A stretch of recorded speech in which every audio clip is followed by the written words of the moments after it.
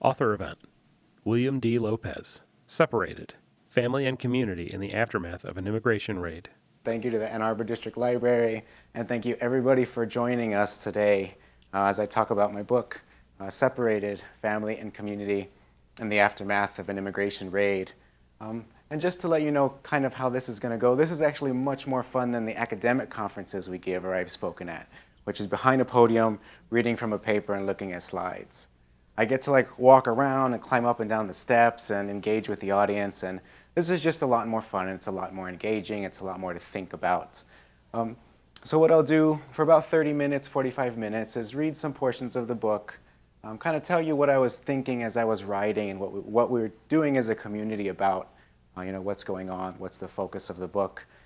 And then we'll just take some questions and answers and talk just as an audience. But a few things to think about. I just like to give you some ways to think about what I'll talk about. And one is that this book focuses on an immigration raid that happened in November of 2013 in Washtenaw County, right? So this is important to know that this is here.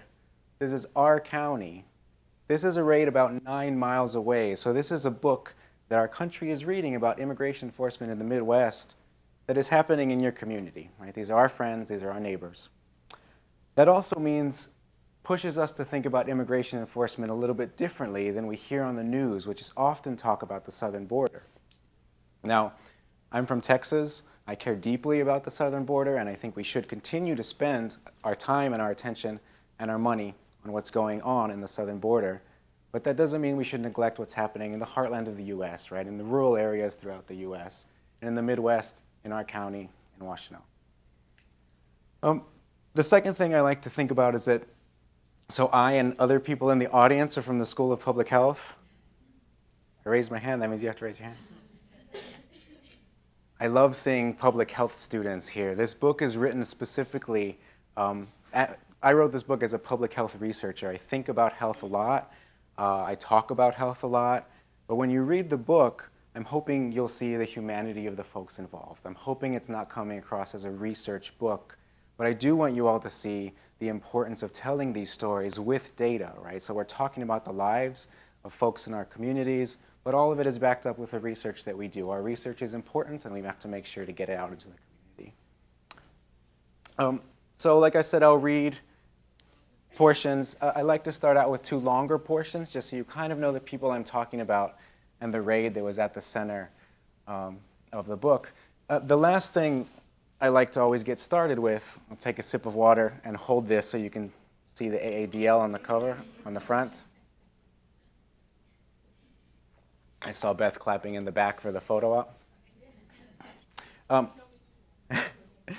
The last thing I like to add is that, I've been doing this work for a while, and many of us have been doing this work for a while, even after living in communities, mixed status communities, is communities with undocumented folks. And throughout the whole process, I was still learning how to think about this, right? I continued to learn how better to understand this and how better to wrap my head around something that's really complicated, something that takes a lot of time and energy and humanity to understand and to really understand the depths of immigration enforcement.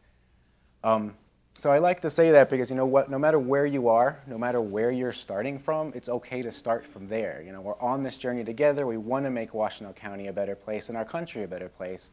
So no matter where you are, it's okay to start from there.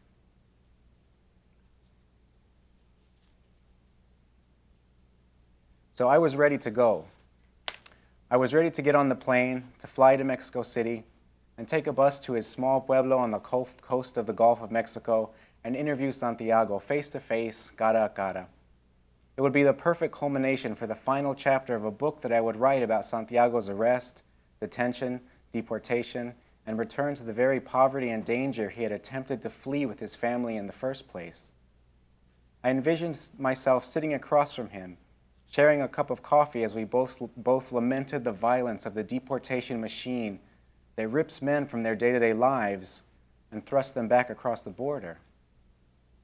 The peaceful image of a friendly host welcoming me into his home would contrast strongly with the villain whom Immigration and Customs Enforcement was so determined to arrest and deport that it leveraged a county SWAT team with bulletproof vests and automatic weapons to kick in his door and gather evidence of the illegal drugs he was accused of selling. The U.S. Immigration and Customs Enforcement Agency, or ICE, began to gather evidence against Santiago a week before the raid. They arrested Santiago at about 9 in the morning on a Thursday in November of 2013. But in the hours following his arrest, ICE and local law enforcement officers continued arresting Latino men who drove out of Santiago's property all throughout the day. Then at about 6:30, ICE and a SWAT unit raided Santiago's first-floor automobile workshop, or taller, and the apartment above it in which he lived, with his sister, his wife, his 18-year-old son, and 5 children under the age of 6. Kicking in the door, pointing weapons at women and children, detaining and deporting the Latino men they found, they left mothers depressed and suicidal and families broken and homeless, a community terrified of the police who swore to serve and protect it, and a community of color wary that its brown skin marked them for legal violence dispensed at the whim of law enforcement.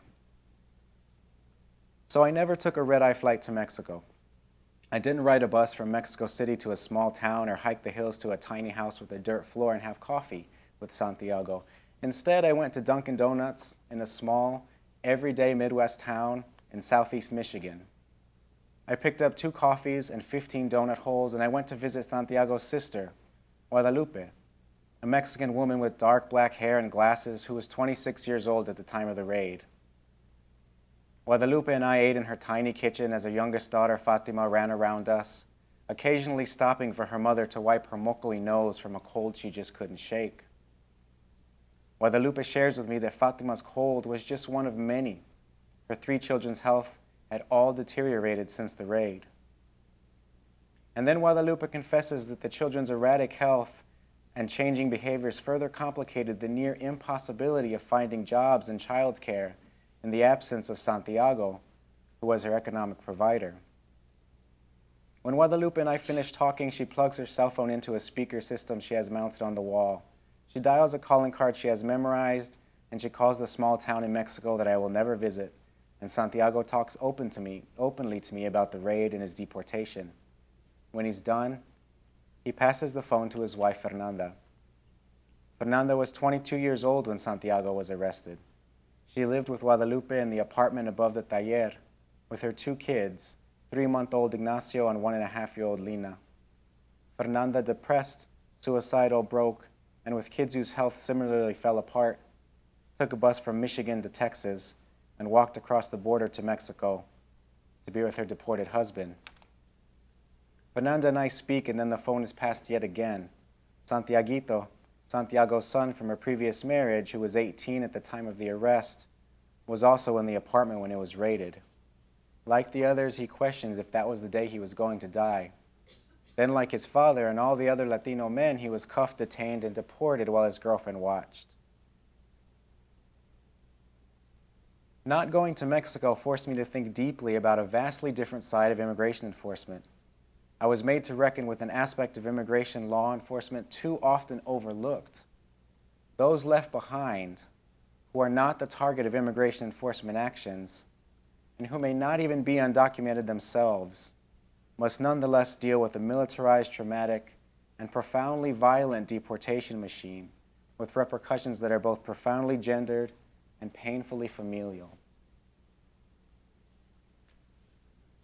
So I like to start with this piece because I think it tells you where I was when I started, right? And I think where many people also begin understanding immigration enforcement, and that is as an enforcement mechanism that plucks often individual men out of their communities, right?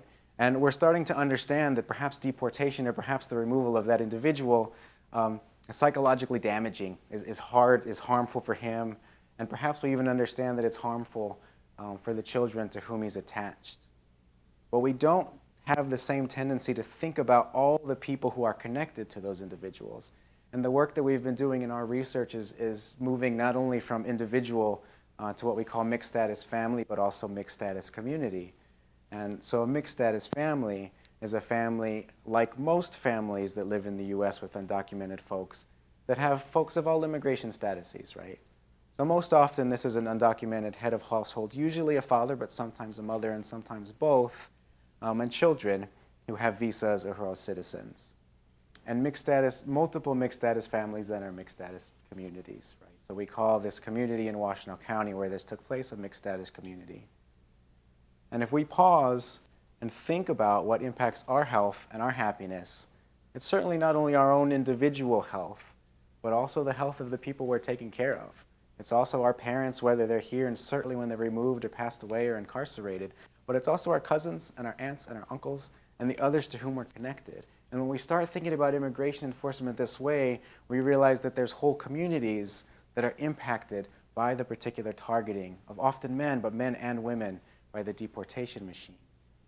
And this pushes us to think about, if we continue thinking this way and extend it, we see how much these communities can be impacted by these acts of immigration enforcement. So as I was doing this work, I was looking for a way to think about this and looking for a way to relay these stories in a way that was both meaningful to others, but also true to the experience of the community, right, in the words that they described what was happening. And I encourage those who are doing this type of research to always think about this, to think that often the communities know what they're experiencing, right? So I like to use the example that community members knew about racism far before we ever had the word for racism, or knew about being, for example, being low income and being a woman, or this concept of intersectionality far before we had a word for identity and intersectionality. So often we can take the words from the communities we're learning to best frame what we're discussing. And one of the framings that one of the words I continually heard in my interviews over and over was leche, right? And so when I interviewed multiple folks at multiple distances from the raid to do this work that was part of the dissertation. So the first were those actually in the building, so who encountered the officers or who were arrested as they drove away. The second was the family and friends to whom they were connected, and the third was community organizations who generally serve this community, with the goal of understanding how the impacts rippled outward. And through all of these different levels of the mixed status community, I kept hearing this word leche, which means milk, right? So I was reading, and why is everybody talking about milk? That word is repeated so many times by so many different people as they detailed the damage wrought by the immigration enforcement actions of that Thursday in November of 2013. Guadalupe asked Santiago to pick up some leche for their hungry children, but Santiago never returned.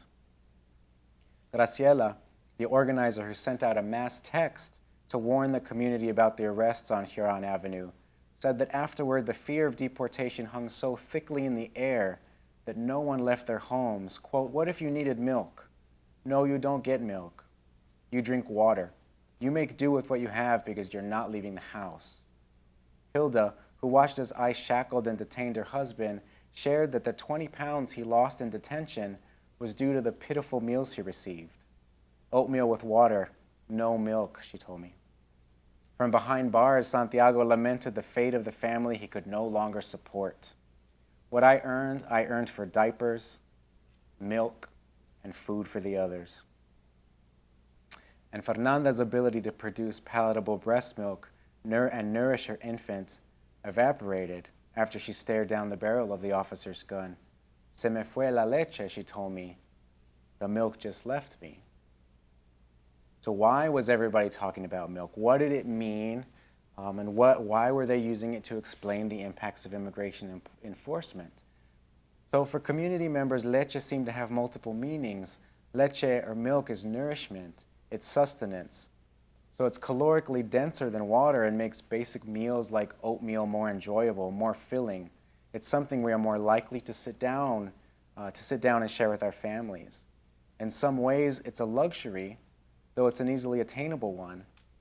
Unlike the water that comes from our taps, we have to leave our homes to get this milk, to drive down the street to the store, pick up a gallon or a quart, and come back home to our families. We have to pay a few dollars for it. There are a lucky few, our infants, who have constant access to this milk from their mother's bodies. Mothers who love dándoles pecho are giving them their breasts while they hold them in their arms. So when participants talked about leche, they were talking to me about levels. As we say in public health, they were talking to us about levels, detailing their own multi-level understanding of the effects of an immigration raid by using a word that had individual, familial, and communal meaning. Milk had individual meaning as calories sustaining one's weight. It had familial meaning first as the sustenance a father cannot provide to his children, and then as a detention system that failed to nourish a man, an error that his wife would never have allowed to happen. It had communal meaning as a resource one must be willing to traverse public space to purchase. When immigration enforcement stripped the community of leche, it stripped them of their capacity to remain healthy across numerous levels. So when I think about this, when I think about how the community used and described leche, right, there's some ways that I think are fairly intuitive. When we think of the impacts of immigration enforcement,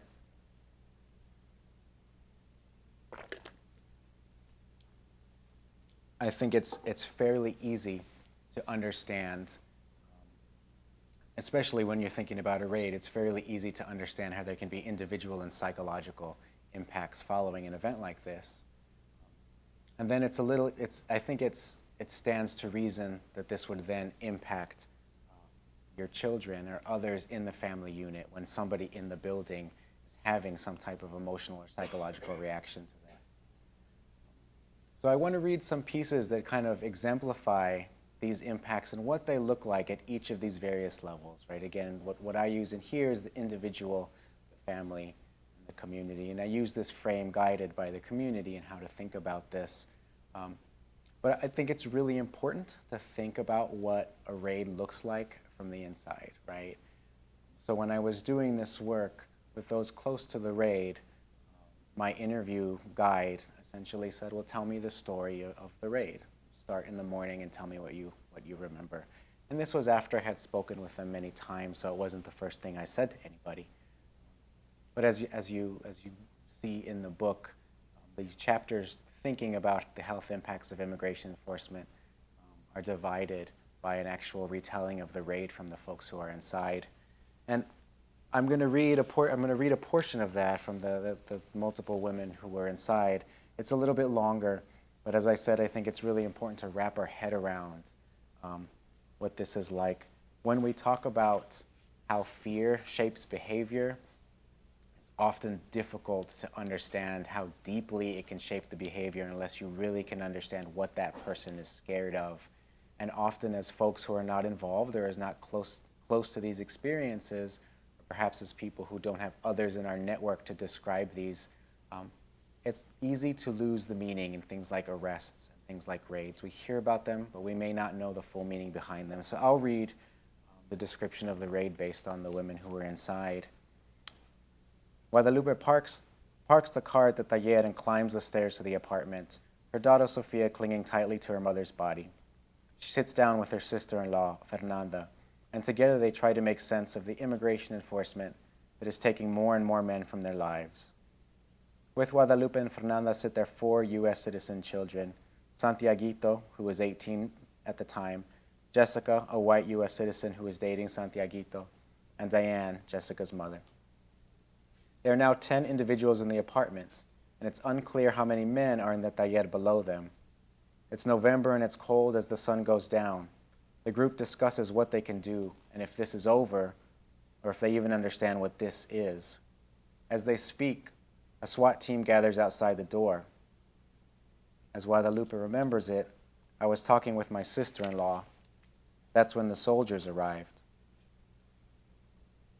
Open the door, agents yell from the outside. Then, taking advantage of their no-knock warrant, an agent kicks in the door, breaks the lock, and the agents rush inside. Guadalupe says the soldiers came in, they knocked down doors, they threw gas, they had guns. We were 2 women with small children. My nephew was 18 years old. Yes, it was absolutely terrible. To be honest, the kids terrified, the kids screaming, and well, from there they started handcuffing. We were ordered to the carpet, and from there immigration came in. So many groups of people arrived. And since my nephew was a man, they handcuffed and took him too. Immediately on the other side of the door stood Fernanda, who was holding her 3-month-old son, Ignacio, in her arms. Fernanda says, "Yes, they hit me with the door they broke. So what I didn't drop the 3-month-old baby boy that I had in my arms, and Guadalupe, they already had her behind me. They were pointing guns at her. They pushed me and I fell over all the toys. Then that is where they had me, pointing their weapons at me, at Guadalupe and at the American woman who was with us." Fernanda's fall, either after being hit by the door or after tripping over her children's toys, may partially account for the bruises on her body she presented at a community meeting held the following Sunday at which I attended. Fatima is laying in a cradle as agents enter the room. Guadalupe recalls, "I threw myself on the rug with the baby girl, and I remember I was filled with coraje because my other daughter was in the cradle, and the agent told me to take her out, and when I took her out, one of the soldiers threw it." A nice agent looks at Fernanda and Guadalupe. "You have to speak English," he says. "If you are here, you have to speak English. What is your name? Because I'm going to look for you later. I'm going to look for you and take your kids."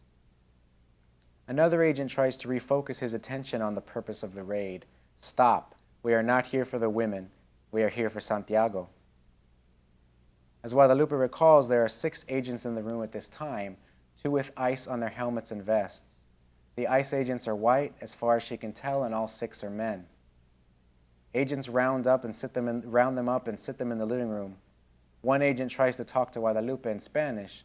"No tengan miedo. Don't be scared. Solo venimos por una persona. We just came for one person. Encontramos más. Es mi trabajo llevarlo. We found more. It's my job to take him or to take them. Ustedes pueden quedarse aquí. Nosotros nos vamos. You can stay here. We are leaving." The door is broken and the breeze is blowing. While the agents are warmed by adrenaline and body armor, Guadalupe is worried about her children. "They told us to go in the living room," she says. "They put us all together, but like I told you, the door was open. The cold wind was coming in, and our kids didn't have any jackets, and my baby was just a month and a half." So at this point, there were multiple social workers from the organization Washtenaw Interfaith Coalition for Immigrant Rights who were called when this raid was happening. Three of those volunteers went into the building, and I'll read a piece from one of their notes. Once in the apartment, Ofelia, a social worker, notes that Guadalupe, Fernanda, and their children are scattered and distracted. Ofelia says, "You can tell they were just really charged by what had happened in their experiences. And one of the toddlers, the older one, she must have been like 2 or so. She was just walking around, kind of like with a shocked face on, and her sister was like hitting her with this doll. She wasn't responding to that. Like you could tell, she was just in shock. Drawers have been dumped out, papers are scattered, clothes are strewn across the floor, and drug dog mucus coats their belongings. The 2 men closest to them, Santiago and his son Santiaguito, are now detained."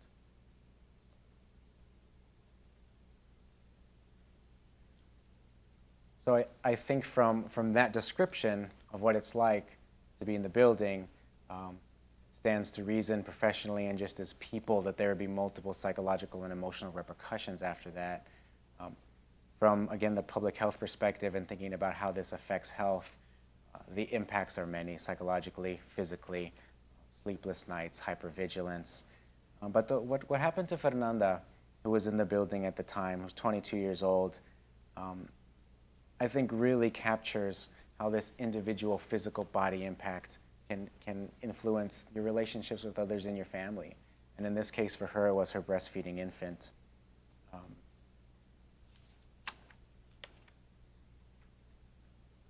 Fernanda directly attributed the changes in her body to the trauma she experienced as the apartment was raided. 22 years old at the time of the raid, Fernanda had 2 children, Lina, who was a year and a half, and Ignacio, who was 3 months old. In her interviews, Fernanda spoke at length about her own reaction to the raid, but also discussed ways in which the impacts on her directly affected her relationship to Ignacio. I asked her, "How did your kids react the night after the raid occurred?" And Fernanda said, "Well, the truth was that it was horrible. My 3-month-old, I would try to nurse him, and me with this fright, this susto, so elevated, right? He went all night without nursing. Se la pasó toda la noche sin mamar pecho. The night of the raid was the last night Ignacio really nursed. He tried to nurse, Fernanda tried to nurse him, but that Thursday in November was the end of Fernanda's role as a breastfeeding mother. When I heard this story, I knew immediately that what Fernanda had shared, a susto, that marked the last day her infant ever consumed the leche produced by her body, was analytically supportant and symbolically meaningful. Susto has a rich anthropological history, interpreted by Latinos as a fright so serious that the soul leaves the body. So Fernanda's narrative had used this concept of susto to link bodily health to an act of 21st century immigration enforcement that scared the soul, or perhaps more specifically, the leche out of her body. Yet as a parent of 2 young children at the time, those words, se la pasó toda la noche sin mamar pecho, knocked the wind out of me, leaving me unable and unwilling to draw more of the story.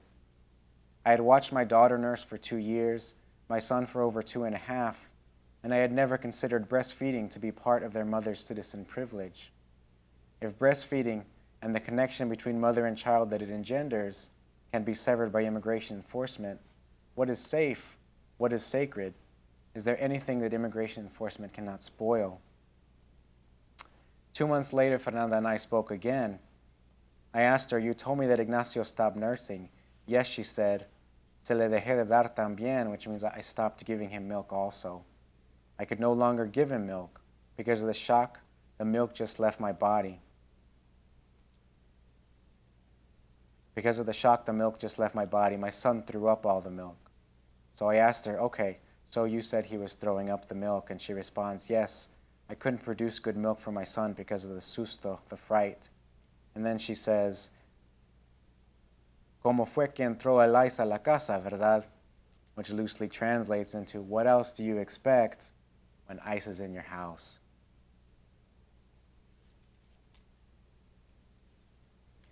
Fernanda summarized that because of the raid, the breast milk her body produced became intolerable to Ignacio, and she thus had to switch to formula, manufactured milk, because he would vomit whenever he tried to nurse.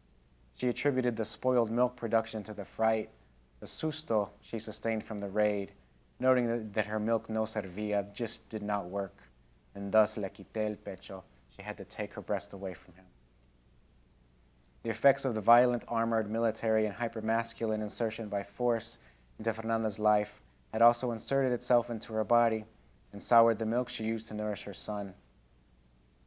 The leche Fernanda's body produced, the benefits of which include longer, healthier life for her child, became more collateral in the search for Santiago.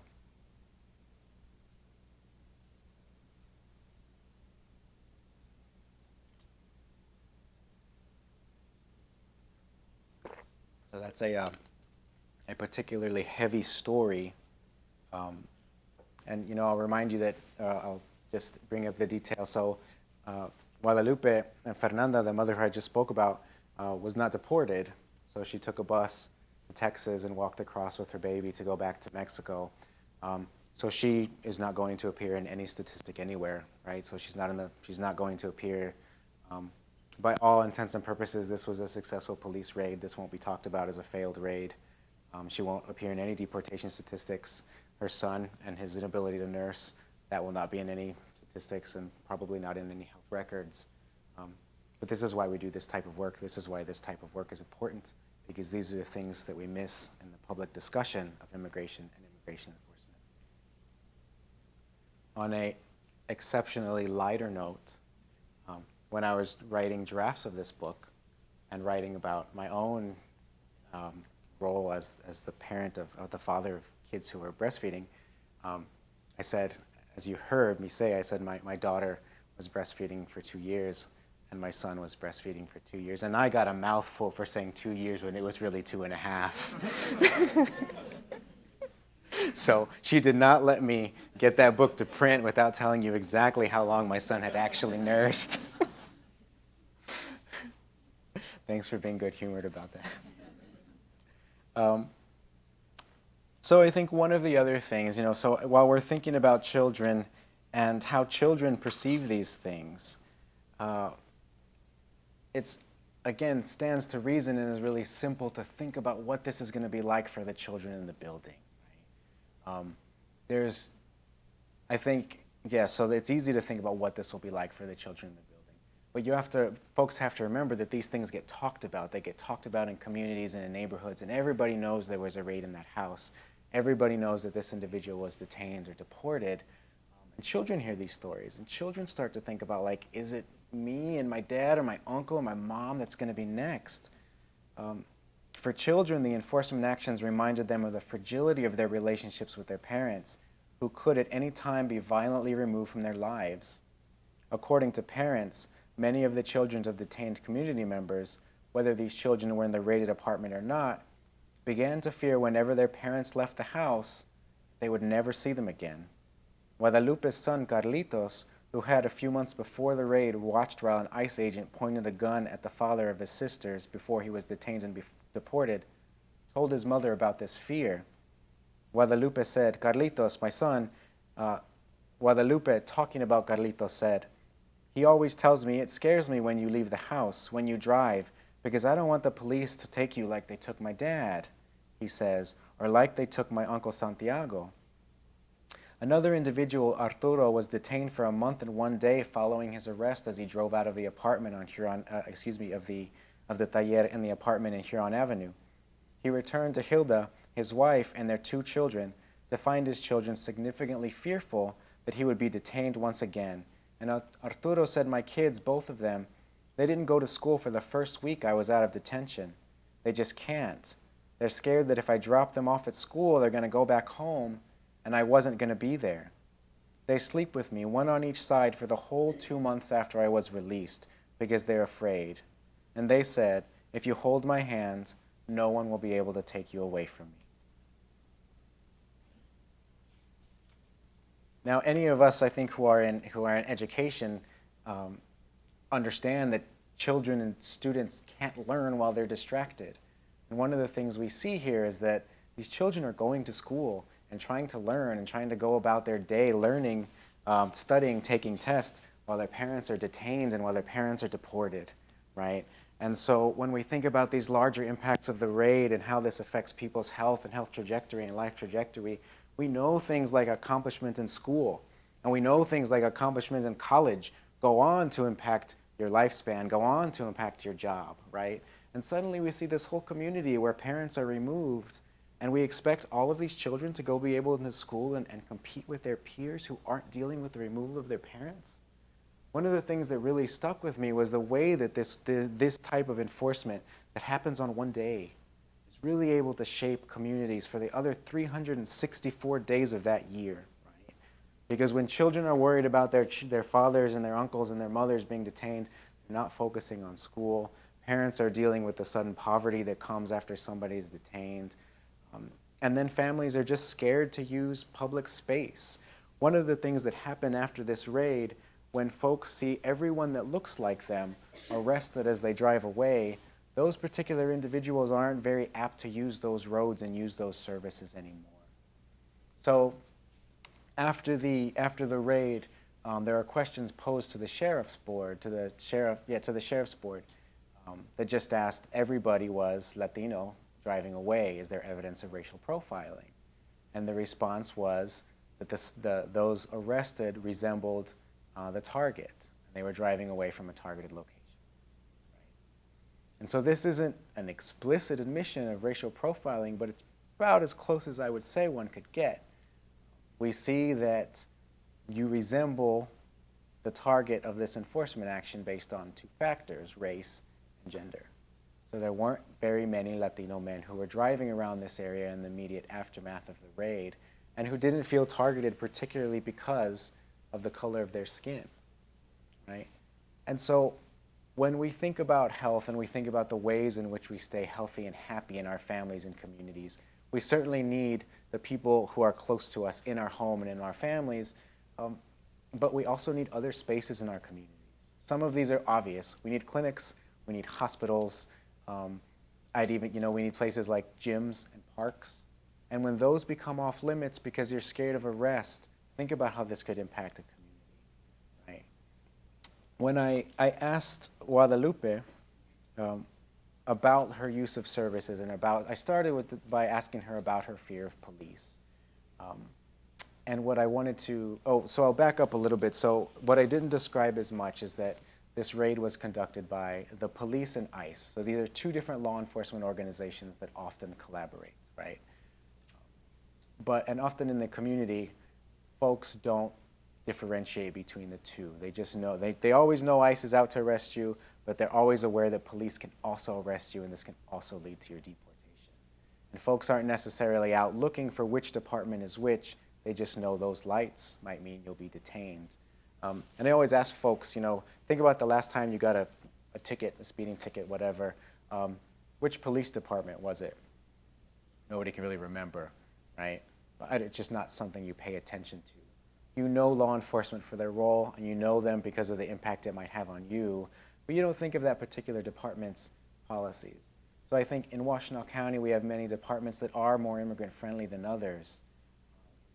But when you're a member of this community and scared of deportation, you're not thinking of which one is this. You're thinking of the odds, however slim, that might be the day you're arrested and that might be the day you're deported. But going back to my conversation with Guadalupe, I wanted to talk to her about if she used services in our community. So I started out and said, you were talking about how frightened you were from las patrullas, from the police car.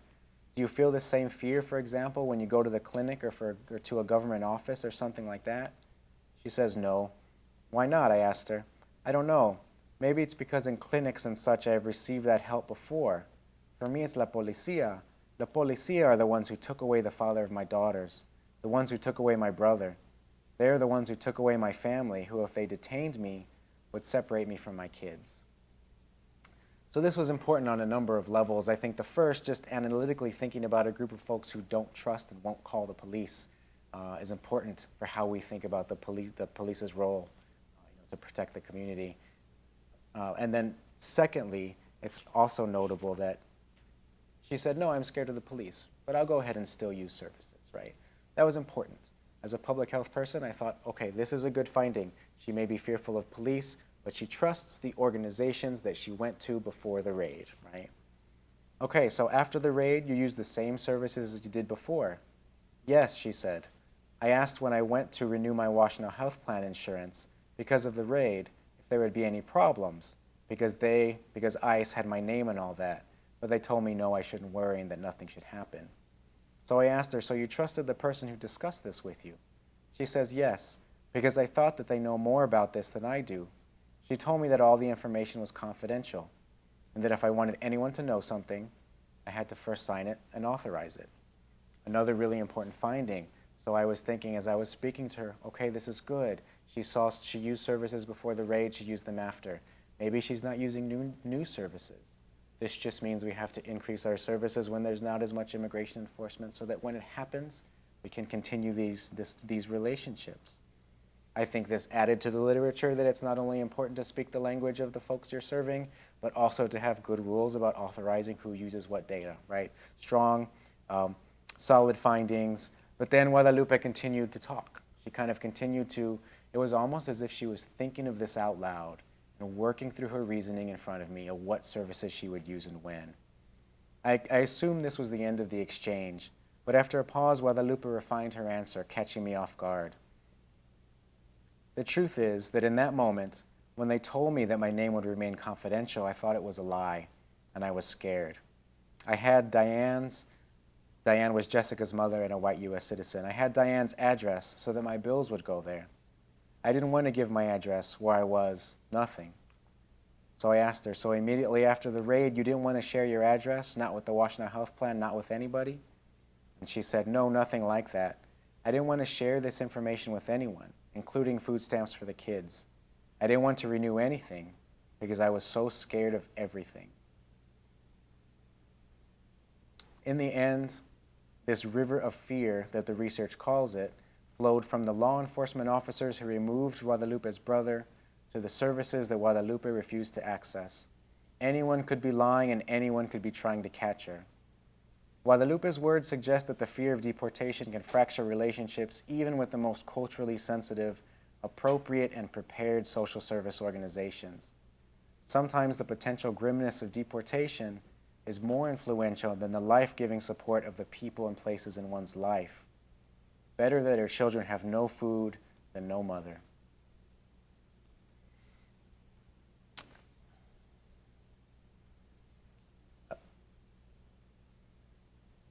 And then, so as we continued to talk, okay, I remember what was happening here is when we were talking about how for children, the services that she was receiving and she wasn't receiving. And there ended up being these parallels with stories, others, just as I had described with leche, right? So there was also this parallel with food. Whereas some folks wouldn't cross the street to get groceries because they were scared of being racially profiled and detained and deported. Folks, even in this case, children, right, citizens, were not getting the food to which they were entitled as citizens from government services because their mother was no longer willing to contact these services. So, I think just to wrap up, and I kind of want to summarize what we've been discussing. So what I did in this book was focus on this single moment of what I call acute violence, right? So it's this single moment in which a door was kicked in and half a dozen people were removed. And while it's important to focus on these single acute moments of violence, it's really easy to miss the slow deterioration of people's health and happiness and community cohesion and family cohesion that can come with all the implications of this raid, right? Including the fear of future deportation and the fear of racial profiling. And when I speak to folks who've read this book, who are from this community, one of the things they always bring up is the way in which these women relayed this truth, that they're certainly impacted by that raid that happens, but they're equally as impacted by the raids that almost happen, by the deportations that didn't happen, and by the arrests that just might happen on any given day of the year, right?